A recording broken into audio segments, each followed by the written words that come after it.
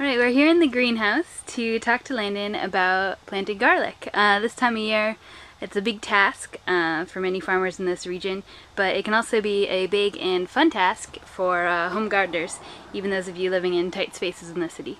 So, Landon, why don't you tell us a bit about why you like growing garlic? Garlic is a great crop. It grows when everything else doesn't grow. You plant it in the fall. It's the first thing up in the spring. It's not very demanding in terms of nutrients it needs or really the space requirements. You can plant quite a bit of garlic in a small amount of space. Awesome. And so do you think garlic is a good crop to potentially grow in a window box? Yeah, the one concern I would have is just that you don't necessarily want your cloves to freeze, so on very cold nights you might consider bringing it inside. Could you wrap it in a blanket? It would have to be generating heat for that to work. So you could wrap your window box in an electric blanket? I guess so. But in Philly, it generally doesn't get too cold. There would only be a couple of nights where you might be concerned about the soil actually freezing all the way through like that. Great. Okay, so Landon's going to walk us through the steps of how to plant a bulb of garlic. So why don't you start by popping that baby open? Okay. Well, first of all, when you're planting garlic, you want to get garlic from a good source. Ideally, the best place to get it is from your local farmer's market because they will have grown garlic in the area and it's going to be pretty well suited to growing in these conditions. In general, you want a hardneck variety, not the soft neck stuff you see at grocery stores. Just pick out one that you like the flavor of. We grow what we call Keith's Rock'n'Ball. It's a really nice sweet variety. But once you find a good source, just make sure you get nice firm bulbs, no soft spots, and you can just crack it right open. Pull it apart into its individual cloves. Again, make sure each one of them is nice and firm. And then one thing you want to make sure you do when you're pulling it apart is that make sure the bottom here, this is called the basal plate, is intact, that you didn't rip that off. This is, you just don't want to see any bare garlic. You just want to see a nice normal looking bottom of the clove where it's still clearly fully intact. This is where all your roots come from on your future garlic plants, so that's why that's important to keep intact. Okay, so Landon's going to talk extra loudly so that you can hear him over the adjacent drum rehearsal. Alright, Landon. So when you go to plant your garlic, if you're planting in raised beds or in the ground, generally what we'll do is about 3 rows per 4-foot bed.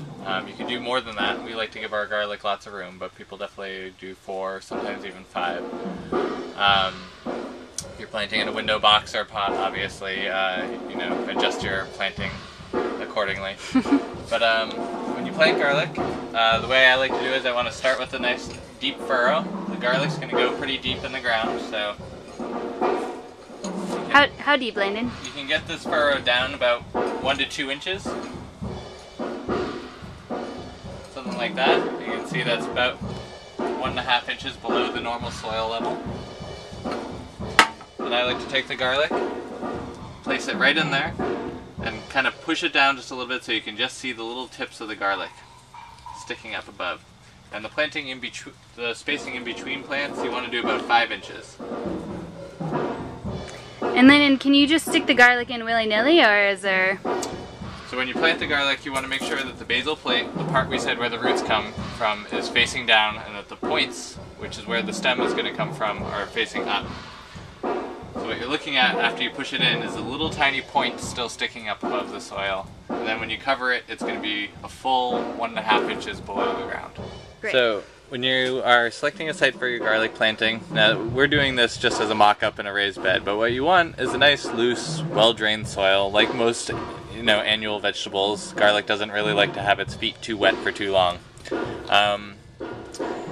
If your soil's a little heavy like ours, make sure you plant in raised beds. That will help the water drain out. This is going to be especially important with garlic, which does a lot of its growing in the spring. After you plant it and cover it up, I would recommend putting down some sort of mulch. We use leaf mulch mixed with a little bit of compost and manure. Garlic doesn't need much in the way of nutrients, but because nitrogen is so scarce in the early spring after all the water from the winter and the early rains kind of washes the nitrogen away, it's nice to have a little bit of that readily available for the plants as they start to grow. What about coffee grounds, Landon? Can you mix coffee grounds with some leaves? Throw it on your window box. Sure. Yeah, you could do that. The coffee grounds are a good source of nitrogen. You might want to break them down a little bit in compost first, but if you don't, that will be fine too. Over the winter, they'll just sit as coffee grounds. You'll get some of the benefit as it begins to break down in the spring. And come spring, when your garlic comes up, where can they go to find out what to do next? You can write to us at Landon@rootmassfarm.com or Lindsay@rootmassfarm.com. Or you can come visit us at the farmers market. We'll be at the head house every Sunday, starting in early May. All right, thanks, Landon.